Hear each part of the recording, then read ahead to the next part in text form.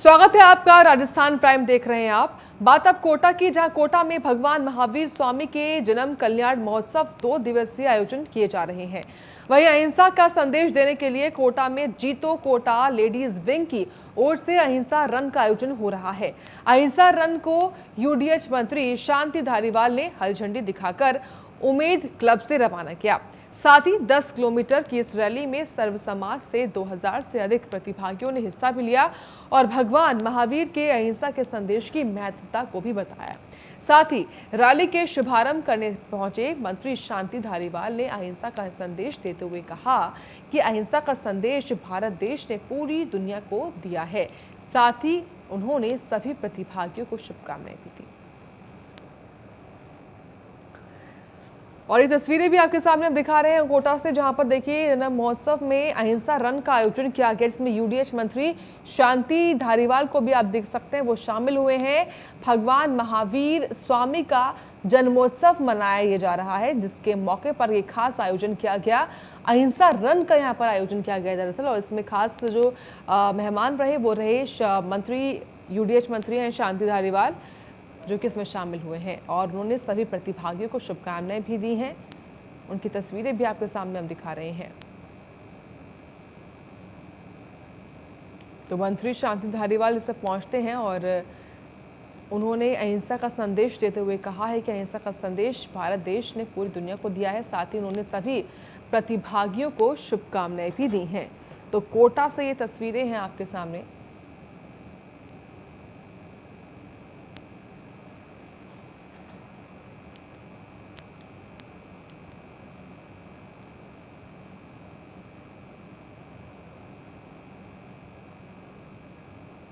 भोपाल से 1 अप्रैल को प्रधानमंत्री नरेंद्र मोदी ने राज्य की पहली वंदे भारत एक्सप्रेस ट्रेन को हरी झंडी दिखाकर दिल्ली के लिए रवाना किया था।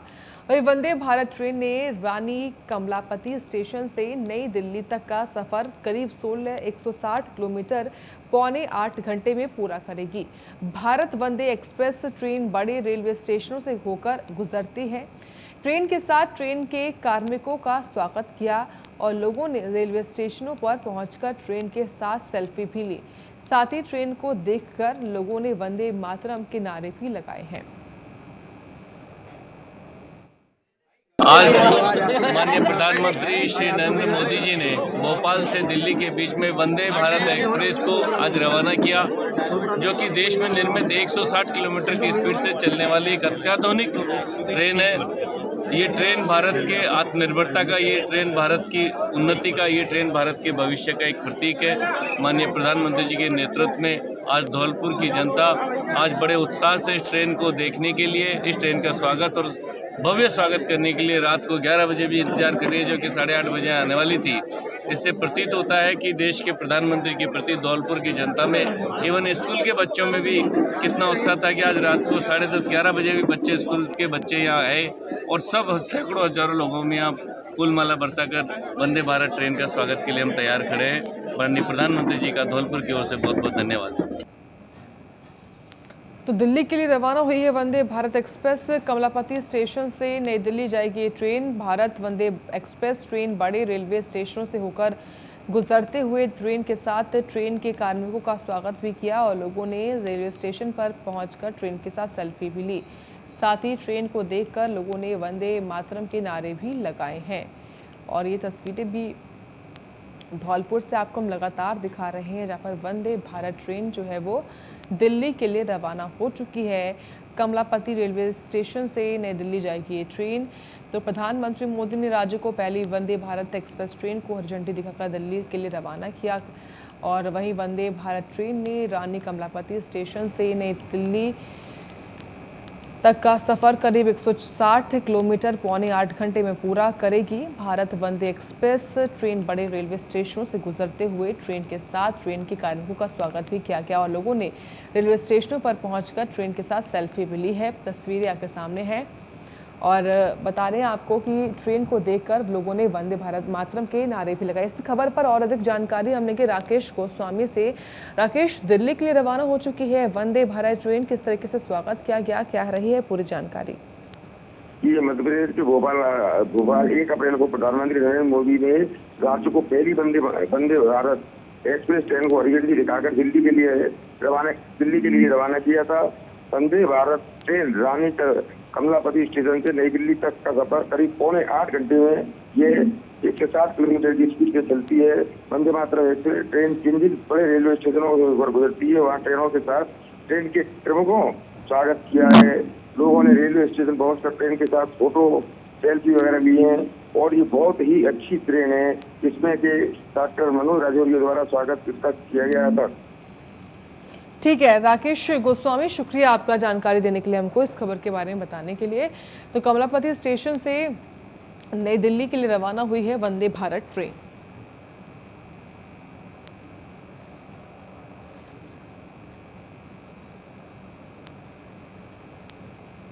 तो ट्रेन को देखकर लोगों ने वंदे मातरम के नारे भी लगाए हैं। मुख्यमंत्री अशोक गहलोत के विधानसभा सत्र में प्रदेश में 19 नए जिलों की घोषणा की गई थी, जिनमें छबड़ा को जिला नहीं बनाने को लेकर क्षेत्र में लोगों में काफी ज्यादा नाराजगी भी है। वहीं नाराजगी को लेकर पालिका पार्षद रोहित अरोड़ा सहित कई अन्य पार्षदों ने कृषि उपज मंडी में बनी पानी की टंकी के ऊपर चढ़ गए और छबड़ा को जिला बनाने को लेकर नारेबाजी भी की। साथ ही पुलिस प्रशासन ने पार्षदों को समझा बुझाकर टंकी से नीचे उतारा। वहीं पार्षदों ने सीएम के नाम तहसीलदार को ज्ञापन सौंपकर छबड़ा को जिला बनाने की मांग की है। लगातार छबड़ा को जिला बनाया जाए ये मांग उठ रही है और इसको लेकर देखिए पानी की टंकी के ऊपर चढ़ भी गए ये। और सीएम ने क्योंकि हाल ही में 19 जिलों की घोषणा की थी, लेकिन छबड़ा को जिला नहीं बताया, जिसकी मांग कर रहे हैं काफी लंबे वक्त से। इसी को देखते हुए छबड़ा का नाम ना होने से जो पार्षद है वो नाराज हो चुके हैं और अपनी नाराजगी को देखिए वो किस तरीके से दिखा रहे हैं, जहां पर वो पानी की टंकी पर भी चढ़ गए और वहां प्रदर्शन करते हुए देखे गए।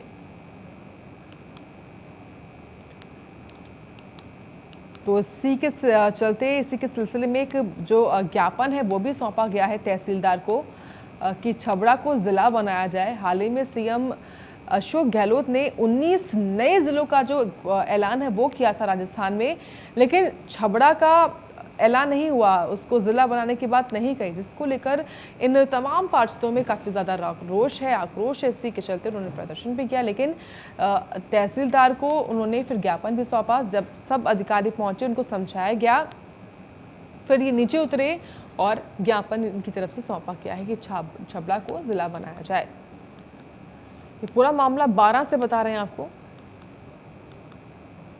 तो फिलहाल तहसीलदार को ज्ञापन सौंपकर छबड़ा को जिला बनाने की मांग भी की है।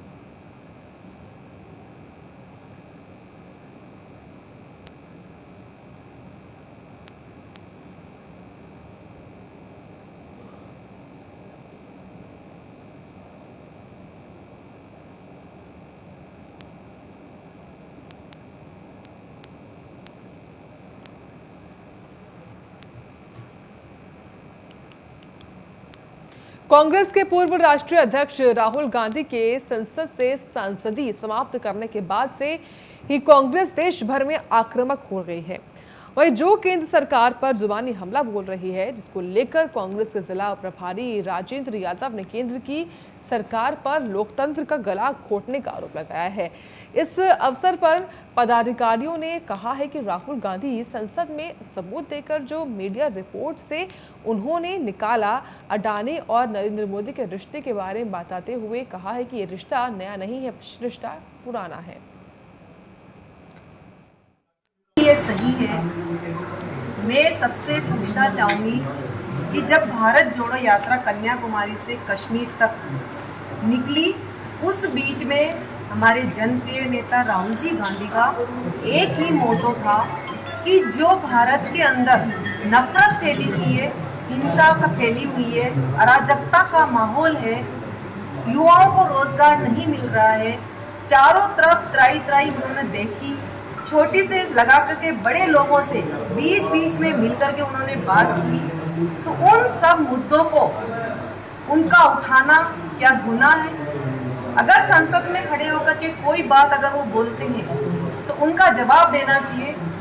क्या कोई मुद्दा उठाना उनका गुनाह है? सम्मानीय राहुल जी गांधी जनप्रिय मनप्रिय नेता होने के बावजूद भी उनके पूरे परिवार ने जो बलिदान दिया है, जो शहीद हुए हैं, चाहे हम बात इंदिरा गांधी जी की करें या हम राजीव गांधी जी की करें, उन लोगों का परिवार ही शहीद हुआ है। और जब देश आज़ाद कराया तो आपके ही परिवार ने बलिदान देकर के देश आज़ाद कराया। आज हम स्वच्छ सांस ले रहे हैं, उन्हीं की देन है। आज़ादी के 75 साल बाद भी आज हम दूसरी लड़ाई लड़ रहे हैं, क्योंकि किसी भी चीज़ का मुद्दा उठाना, किसी भी क्वेश्चन का आंसर पूछना कि आपने नारा दिया था सबका विकास सबका साथ, तो सम्माननीय प्रधानमंत्री जी किसका विकास हो रहा है, किसका साथ आप दे रहे हैं? ले दे के 2-3 हमारे सामने आते हैं कि अंबानी जी, अडानी जी, और तो किसी का विकास हुआ नहीं। जो हमारे सारे सरकारी तंत्र थे, चाहे हम एयरपोर्ट की बात करें, हम रेलवे स्टेशन की बात करें या हम और भी किसी कंपनियों की बात करें, हम बैंकों की बात करें, वो सब आपने गिरवी रख दिए। तो इसमें विकास किसका हो रहा है? ये मुद्दे, ये क्वेश्चन जब संसद में सम्माननीय राहुल जी गांधी उठाते हैं तो उनको उनकी सदस्यता से निष्कासित कर दिया जाता है। ये सब भारत जोड़ो यात्रा की वजह से ही भाजपा सरकार बौखला गई है, क्योंकि जो क्रांति भारत जोड़ो में आई, मैं खुद झालावाड़ से लेकर के हरियाणा बॉर्डर तक में साथ थी। मैंने खुद ने ही नज़ारे देखे कि लाजमा उनके साथ जुड़ता गया, कारवां बढ़ता गया, कहीं माती नहीं थी पब्लिक। और जो गरीब तबके के थे, जो थे, सबको गले लगाना मैंने खुद ने देखा। इस तरह की कंडीशन थी, फटे कपड़े पहन रहे, उनको सम्मान्य नेताजी राहुल जी गांधी गले लगाते थे, उनसे पूछते थे, उनकी तुरंत लिख करके कि भाई इसकी मदद होनी चाहिए, जहाँ ठहरे, जहाँ रुके, जहाँ करे, क्यों मैंने खुद ने देखा है। तो ऐसे नेता जो आवाज़ उठाए हमारे परिवार की, हमारे जनता की, हमारे समाज की, समाज में जो अराजकता फैल रही उसकी। कांग्रेस कमेटी के द्वारा 29 तारीख से 8 अप्रैल तक चल रहा है और उसमें हम ब्लॉक स्तर तक प्रेस कॉन्फ्रेंस करके आपके माध्यम से जनता तक जो लोकतंत्र का हनन हो रहा है, एक व्यवस्थापूर्ण कार्रवाई हमारे राहुल जी के खिलाफ की जा रही है, उसको लेकर आपके माध्यम से जनता के सामने जा रहे हैं। क्या कुछ लगता है आपको कि सरकार की एक साजिश थी भाजपा की और जो आरोप लगा रहे जिस तरह के आप? बिल्कुल साजिश थी। जो आदमी कोलार कर्नाटक में 2019 में जो एक भाषण दिया गया, राजनीतिक मंच पर एक भाषण दिया गया था, उस मंच पर नीरव मोदी, मेहुल चोकसी, ललित मोदी और नरेंद्र मोदी जी के बारे में जो राहुल गांधी जी ने एक राजनीतिक भाषण दिया था, उस राजनीतिक भाषण के 1 साल बाद में गुजरात में एक पूर्णेश मोदी नामक विधायक है भारतीय जनता पार्टी का, वो सूरत में केस करता है। केस के बाद में उसमें कार्रवाई होती है, राहुल जी को सम्मन जाता है, राहुल जी उस कोर्ट में उपस्थित होते हैं। उसके बाद में वही जो शिकायत करता है वो अपर कोर्ट में जाके उस पर कार्रवाई का स्टे लेता है, उसमें स्टे ले लेता है। स्टे के बाद में राहुल जी अडानी जी के खिलाफ संसद के अंदर कुछ बातें कहते हैं कि आपका और अडानी जी का क्या रिश्ता है, मोदी जी, उनके बारे में। अब आगे बढ़ेंगे बात अब जयपुर की, जहां पर मिशन 2023 को लेकर मैराथन बैठक बीजेपी मुख्यालय पर हुई है। वहीं सीपी जोशी को प्रदेश अध्यक्ष बनाने के बाद ये पहली बैठक बताई जा रही है। ऐसे में कार्यकर्ताओं के साथ परिचय करते हुए मौजूद पदाधिकारियों से आगे की योजनाओं को लेकर बात भी की गई है।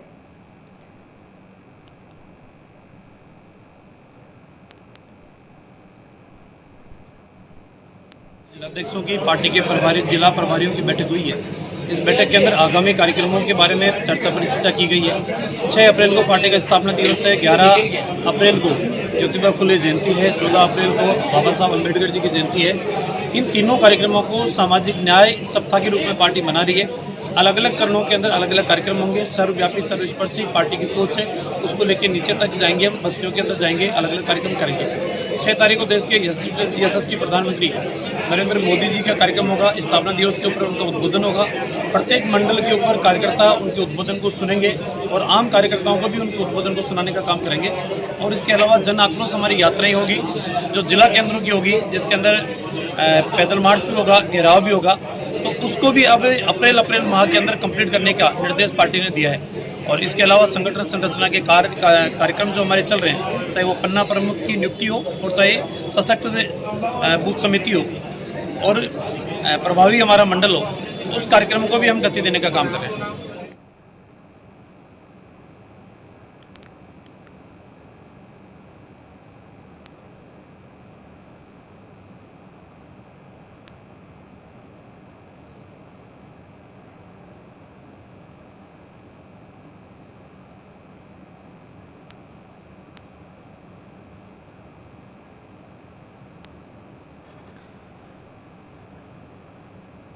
तो देखिए, जयपुर में मिशन 2023 को लेकर बीजेपी की बैठक जो है वो शुरू हो चुकी है और बीजेपी लगातार मंथन कर रही है। बीजेपी ने सीपी जोशी को क्योंकि हाल ही में प्रदेश अध्यक्ष भी बनाया था राजस्थान का, और इसी के बाद देखिए बीजेपी की बैठकें एक के बाद एक हो रही हैं। सीपी जोशी के पास जिम्मेदारियां भी हैं, चुनौतियां भी हैं, और क्योंकि राजस्थान में इसी साल विधानसभा के चुनाव संपन्न कराने हैं और उसके बाद 2024 भी है, इसलिए खास तौर से जो डबल जिम्मेदारी है वो है। अब आगे बढ़ेंगे बात अब कोटा की। कोटा में विज्ञान नगर फ्लाईओवर के नीचे पिछले 16 दिनों से निजी चिकित्सकों का धरना प्रदर्शन जारी है। वहीं अब एक और डॉक्टर ने आमरण अनशन का ऐलान कर दिया है। वहीं धरने पर महिला चिकित्सकों के साथ अस्पताल का स्टाफ भी मौजूद है। साथ ही लगातार आरटीएच बिल को वापस लेने की मांग भी उठाई जा रही है। वहीं कोटा के निजी अस्पतालों का एक प्रतिनिधिमंडल कोटा में सीएम से मुलाकात की, लेकिन मुलाकात के बाद भी डॉक्टर संतुष्ट नहीं दिखाई दिए। तो राइट टू हेल्थ बिल को लेकर खास तौर से जो राजस्थान के डॉक्टर्स हैं उनमें रोष है, आक्रोश है और इसका वो विरोध कर रहे हैं जमकर। और अब कोटा में जो खास तौर से निजी चिकित्सक है वो धरने पर बैठे हैं और एक और डॉक्टर ने आमरण अनशन तक का ऐलान कर दिया है। और आप ये तस्वीरें में देखिए, सब जो हैं वो अनशन पर बैठे हुए हैं और वो कह रहे हैं कि आप राइट टू हेल्थ बिल को सरकार वापस ले, लेकिन सरकार भी कह रही है कि ये जो बिल है वो जनता के हित में है, जनता के लिए बना है, इसको हम वापस नहीं लेंगे। लेकिन हाँ, बातचीत के रास्ते खुले हुए हैं। लेकिन इसी बीच कोटा से तस्वीरें सामने आई हैं जहाँ पर देखिए मुलाकात तो हुई लेकिन डॉक्टर संतुष्ट नहीं है। 16 दिन बीत चुके हैं इस धरने प्रदर्शन को, लेकिन अभी तक इनकी जो मांगे हैं उनको गंभीरता के साथ नहीं लिया जा रहा है। तो डॉक्टर्स ने आमरण अनशन का ऐलान कर दिया है। 16 दिनों से लगातार चल रहा है निजी चिकित्सालयों का ये प्रदर्शन।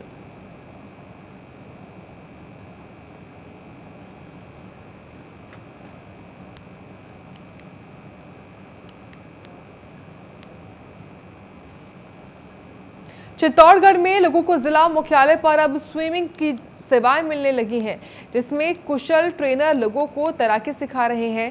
इसके बारे में जानकारी देते हुए तरणताल संचालक ने बताया कि चित्तौड़गढ़ शहरी क्षेत्र में शहरवासियों को तरणताल सुविधाएं मिलने लगी हैं।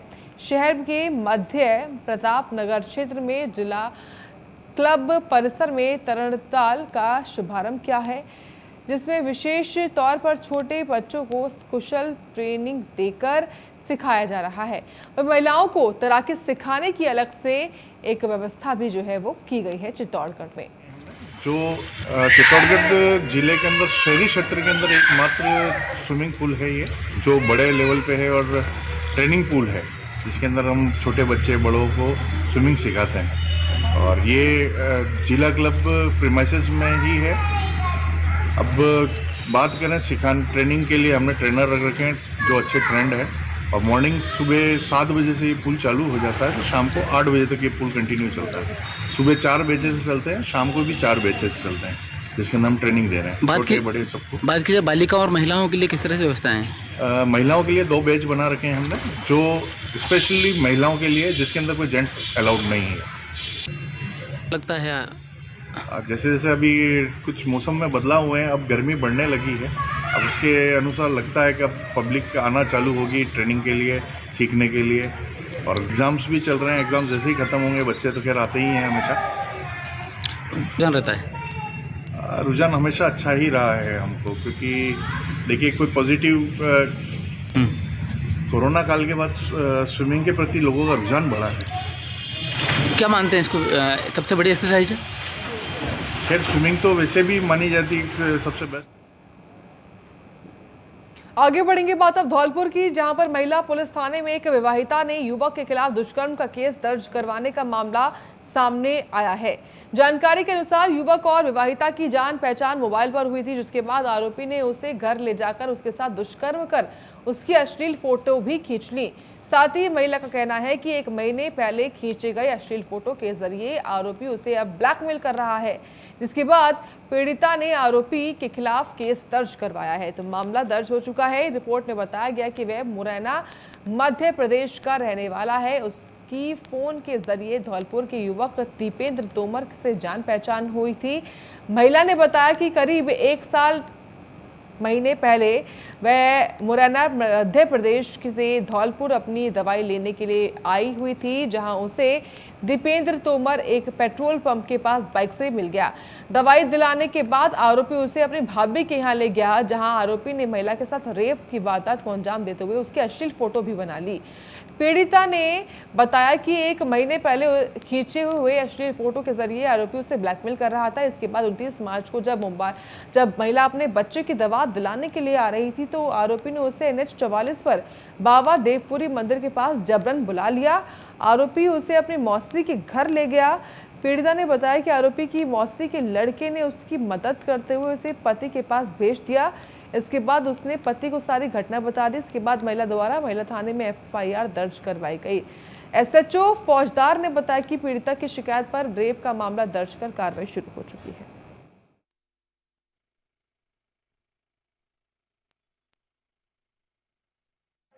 महिला थाना पर मुरैना की रहने वाली एक 30 वर्षीय विवाहिता ने धौलपुर निवासी एक युवक के खिलाफ बलात्कार का मुकदमा दर्ज कराया है। पीड़िता की FIR दर्ज कर ली गई है। मेडिकल और अग्रिम अनुसंधान किया जा रहा है। किन किन धाराओं में? 376 IPC और 506 IPC में मुकदमा दर्ज हुआ है। 342 भी है।